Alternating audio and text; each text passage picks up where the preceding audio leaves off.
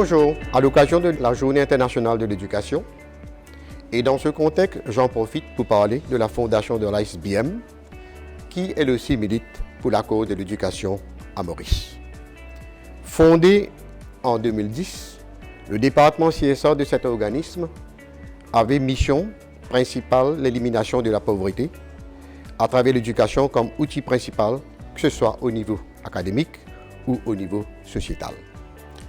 La Fondation décida alors d'octroyer des bourses d'études aux étudiants brillants de la République de l'île Maurice qui, avec un certificat de l'HSI en poche, n'arrivent pas à poursuivre les études tertiaires faute de moyens financiers. La Fondation entre en jeu et déclenche son mécanisme pour considérer les demandes provenant de cette catégorie d'étudiants dont le revenu de la famille ne dépasse pas le plafond autorisé.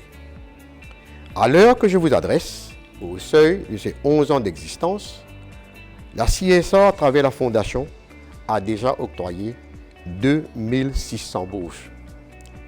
Je dis bien 2600 bourses, dont 60 aux étudiants de Rodrigue.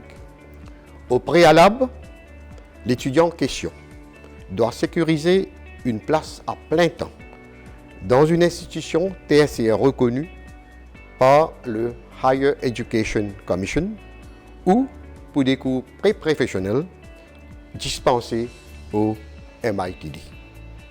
Aujourd'hui, avec leur diplôme, ces mêmes enfants, en majorité, ont déjà trouvé un emploi et en apportant leur contribution financière, le quotidien de la famille a changé positivement.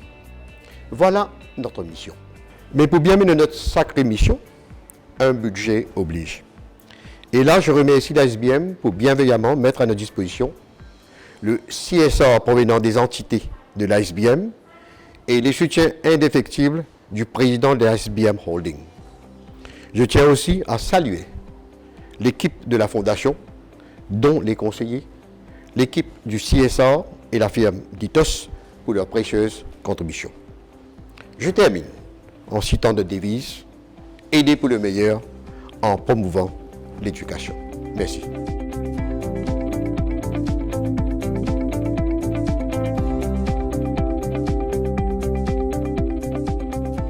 Il faut savoir que notre université a été fondée en 1965.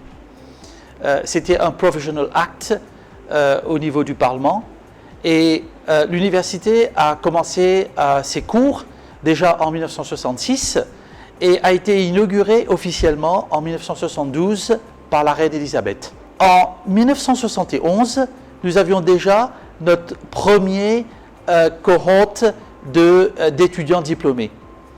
Et depuis 1971, je dirais, ou 1966, comme vous le prenez, jusqu'à ce jour, nous avons eu environ 60 000 diplômés de l'Université de Maurice. Étudiants diplômés qui sont dans différents secteurs de Maurice et qui ont apporté énormément pour le pays. D'une part, nous avons maintenant à l'heure actuelle 7 facultés, dont la plus récente a été inaugurée l'année dernière au mois de novembre. C'est la faculté de médecine et de sciences de la santé. Et nous avons bien sûr les 6 autres facultés, faculté d'agriculture, faculté d'ingénierie, faculté d'informatique et de technologie numérique, faculté des sciences, faculté de droit et gestion et faculté de sciences sociales et humaines. Donc avec ces 7 facultés, nous offrons environ 170 programmes au niveau undergraduate et environ 55 programmes au niveau postgraduate, pour un total d'environ 10 000 étudiants à l'Université de Maurice, dont 7 500 étudiants en undergraduate et 2 500 en postgraduate. Donc voilà un petit peu un tour d'horizon de ce que nous faisons à l'Université de Maurice. Mais nous ne nous arrêtons pas uniquement au bachelor et au master's degrees. Nous offrons bien sûr depuis pas mal de temps déjà aussi le doctorat. Si bien qu'à l'heure actuelle, nous avons à l'Université de Maurice environ 225 étudiants inscrits en doctorat dans nos diverses facultés. Et les facultés, que ce soit sciences, ingénierie, law management, produisent régulièrement des doctorants. Et nous mettons beaucoup d'accent précisément sur le recrutement davantage de doctorants, puisque nous pensons qu'il est important d'avoir à Maurice beaucoup de gens bien formés dans la recherche pour accompagner le pays dans son développement, dans ce knowledge-based economy que le pays veut mettre en place. Il faut savoir que ce que nous faisons à l'université, bien évidemment, doit être étroitement lié à ce que le pays requiert. De nos jours, la fonction de l'université, c'est de ne pas uniquement former des gens, leur donner un diplôme. La fonction de l'université va aussi vers aider l'étudiant à trouver un emploi. Donc, quand on forme l'étudiant, on ne lui donne pas uniquement un savoir, donc on ne lui donne pas uniquement des connaissances, mais on lui donne aussi des compétences. Et ça, c'est extrêmement important. Donc, nous avons le souci d'allier savoir et compétences de manière à ce que l'étudiant puisse trouver un emploi. Et quand vous voyez ce que actuellement notre pays a besoin beaucoup de gens dans des domaines technologiquement avancés. On parle beaucoup des domaines comme intelligence artificielle, technologie numérique, on parle de robotique, on parle de fintech, de blockchain. Tout ça, ce sont des domaines qui sont dépendants de la technologie. Donc, nous devons faire en sorte que nos étudiants soient bien formés dans ce domaine-là. Mais quand vous parlez d'éducation, vous parlez d'éducation dans son sens le plus large. Si un pays n'a pas suffisamment de gens bien formés, bien éduqués, allant jusqu'au niveau HSI et ensuite au niveau donc universitaire, il est difficile de concevoir que ce pays-là fera du progrès. Donc, il nous faut mettre beaucoup d'accent sur l'éducation. L'éducation pour tous. Pourquoi? Parce que vous savez que tous les pays du monde ont le devoir de répondre aux Sustainable Development Goals, ce qu'on appelle les objectifs du développement durable. Et parmi ces objectifs, il y en a 17, et l'objectif numéro 4 parle précisément d'une éducation inclusive et d'une éducation aussi équitable pour tous, à tous les âges. Donc, nous devons nous assurer, et à Maurice, nous faisons très très bien, je peux vous assurer, si vous regardez les sub-goals du SDG 4, vous allez voir que nous sommes très en avance sur les sub-goals donc à Maurice. Nous avons non seulement l'éducation primaire, secondaire, gratuite, nous avons aussi l'éducation tertiaire maintenant gratuite pour les universités donc du public. Nous assurons qu'au pré-primaire, tous les enfants ont les mêmes opportunités vers une éducation pré-primaire. Donc, nous sommes très en avance sur cet objectif du développement durable. Mais il faut aller encore plus loin. Il faut que nous puissions nous assurer du lifelong learning opportunities pour tout le monde. Parce que vous allez voir que dans le cadre actuel, aucun étudiant ne restera dans un job pendant 30 ans. Comme ça a été le cas donc avant. Il est prévu qu'un étudiant passe, par exemple, 7 fonctions avant de prendre sa retraite. Donc c'est extrêmement important de bien comprendre ce concept-là. Ça veut dire qu'il faudra continuellement, au cours, même lorsqu'on a eu un diplôme, continuellement s'engager dans l'apprentissage parce que les nouvelles techniques donc arrivent, il faudra se former, il faudra faire du reskilling en permanence pour pouvoir bien réussir sa vie professionnelle. Donc l'éducation joue un rôle prépondérant dans le développement, pas seulement pour un job, pas seulement pour l'aspect donc matériel, mais pour l'aspect personnel aussi. Vous savez, le monde devient tellement technique, le monde est tellement incertain que dans la vie de tous les jours, si vous n'êtes pas équipé avec les bons outils pour prendre les bonnes décisions, ça devient très compliqué, votre vie devient très compliquée. Donc, sur le plan personnel aussi, c'est extrêmement important d'être bien éduqué pour pouvoir prendre des bonnes décisions en temps donné.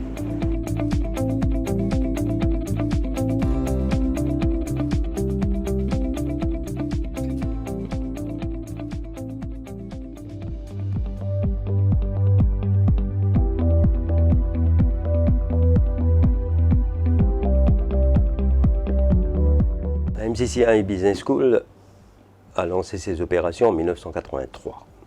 Donc en 2020, cela fait 35 ans que la MCCI Business School offre des formations aux jeunes de Maurice et de l'océan Indien. La création de la MCCI Business School répondait, si vous voulez, à un certain moment à un besoin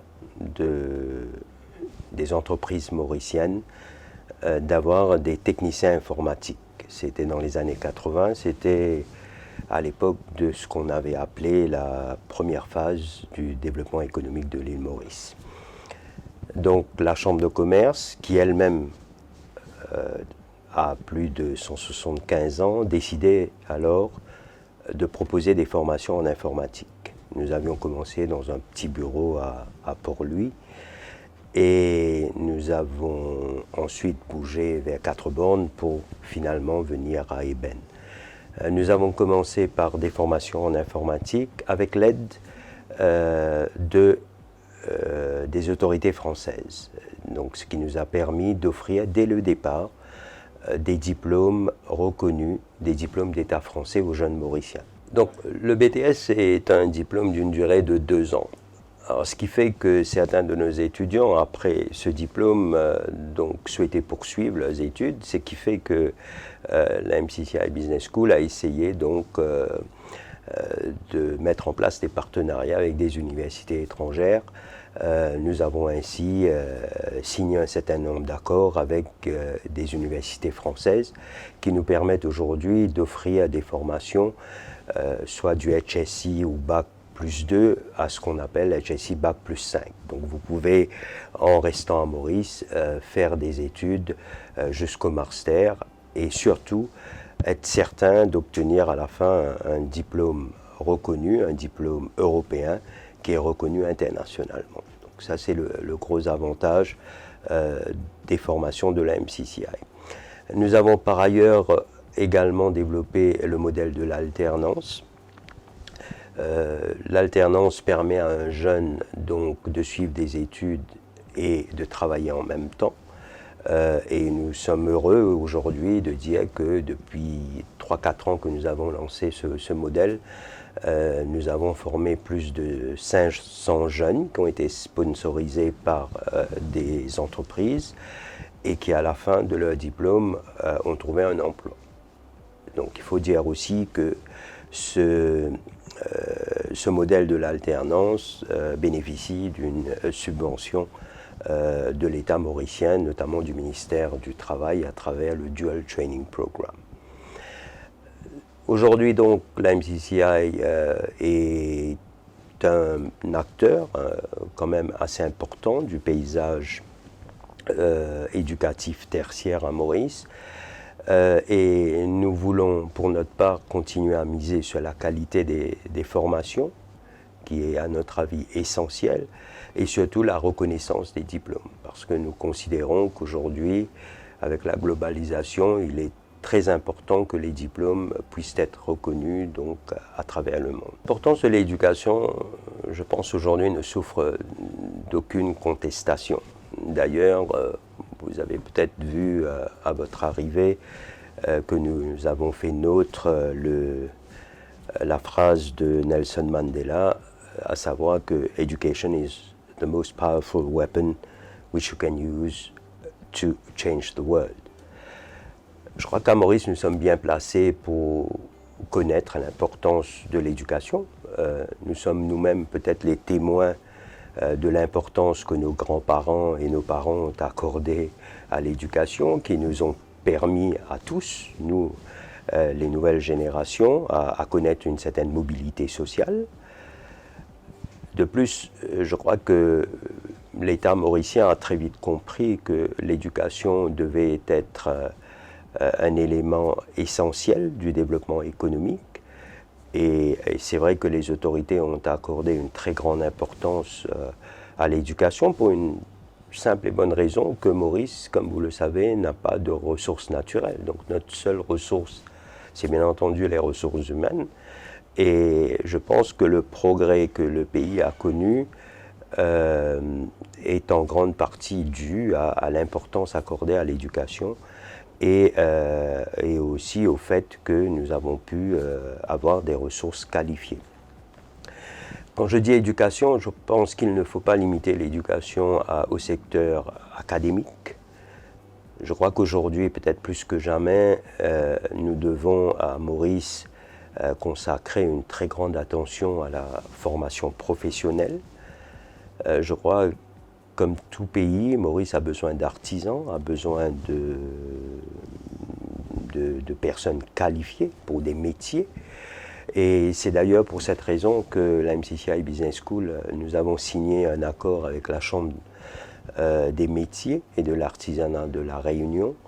Le but étant de contribuer avec le gouvernement à valoriser les métiers, à aussi permettre d'obtenir des certifications reconnues à travers des métiers et surtout donner une possibilité aux jeunes qui sont nombreux malheureusement à ne pas aller jusqu'au bout de leur formation académique, leur donner donc des possibilités d'aller vers des métiers qui sont reconnus et qui sont valorisants.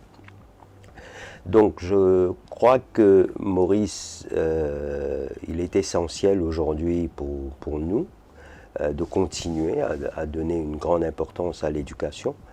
Je crois peut-être qu'aujourd'hui plus qu'avant, puisque nous savons tous qu'avec l'arrivée des nouvelles technologies et de l'évolution un petit peu mondiale dans le secteur de l'emploi, aujourd'hui ce qui est davantage recherché, c'est peut-être moins les matières premières que la matière grise, puisque nous entrons de plus en plus dans un secteur de services, dans une économie de services. Donc à partir de là, je pense qu'il est plus qu'essentiel que nous accordions une importance primordiale à l'éducation, notamment une éducation de qualité. Il faut qu'on soit prudent de ne pas, en voulant offrir une très bonne éducation à tout le monde, négliger l'aspect qualité qui, je pense, va nous aider donc à affronter les nouveaux défis dans un futur proche et même un peu plus lointain.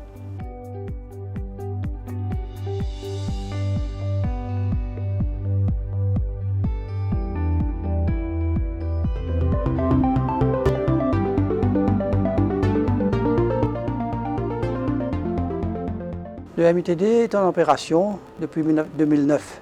C'était une fusion de ex-IVTB et le Technical School Management Trust Fund. Nous offrons des cours de formation vocationnels et pré-professionnels. Nous sommes dans différents secteurs, environ une quinzaine, parmi l'informatique, l'hôtellerie, le tourisme, construction, engineering, le printing, beauty care, hairdressing. Nous avons le management, nous avons agro-industrie, automobile et professional driving, entre autres.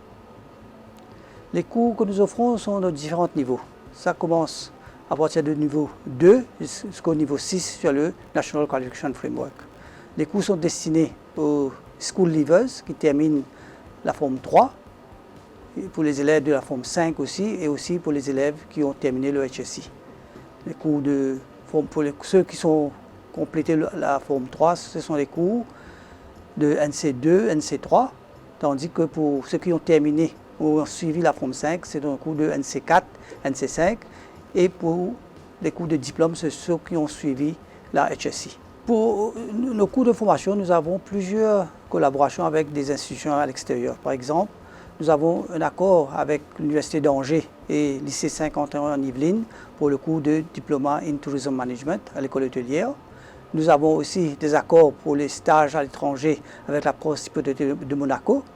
Nous avons aussi des cours qui sont octroyés par Pearson International.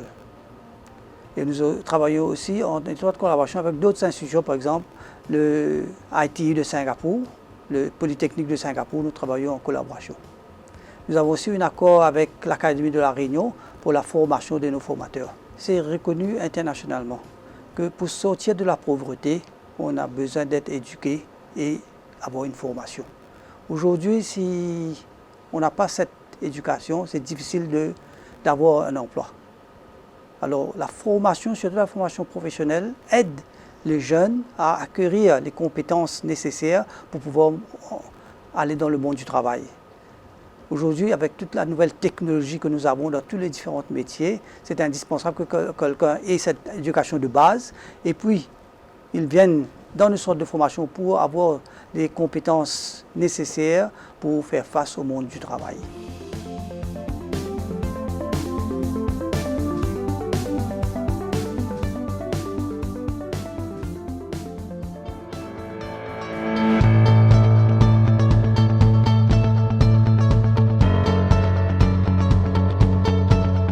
APRIM stand for Association des parents pour la réhabilitation des infirmes moteurs.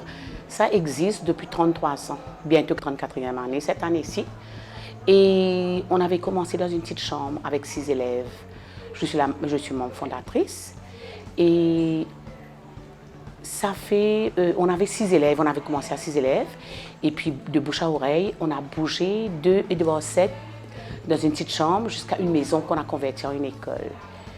Et de là, en 2006, on est venu dans ce bâtiment qui existe maintenant là où est-ce qu'on est, en 2006, octobre. Mais maintenant, on a 33 élèves qui sont repartis en 3 classes et on a 2 salles de thé, une pour sensory, une pour ergothérapeute.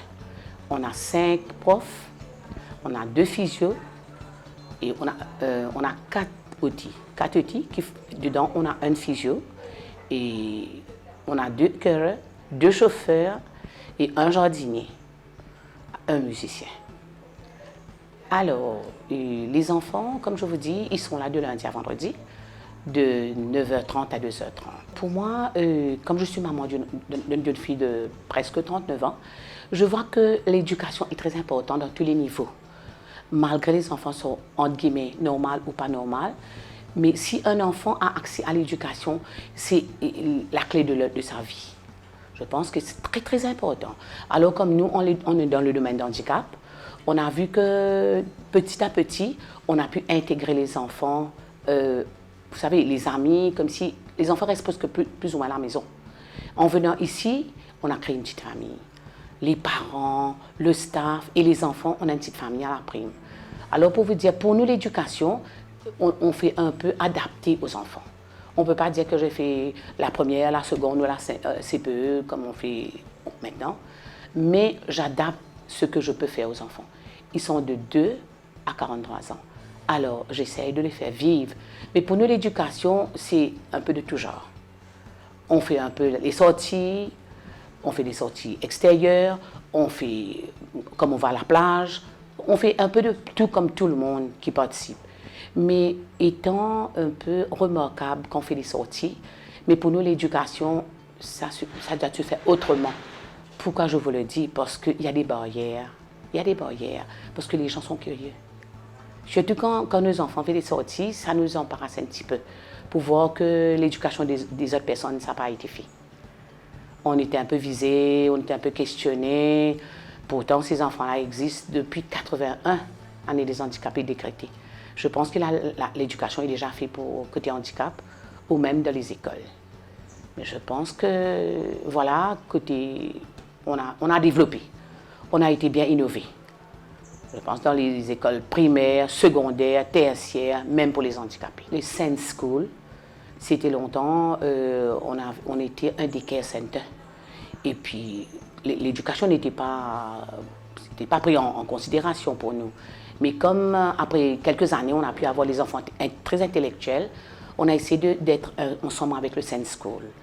Alors, le Sense School prend la considération des profs, le cœur, un peu de tout, un peu en partie les outils aussi.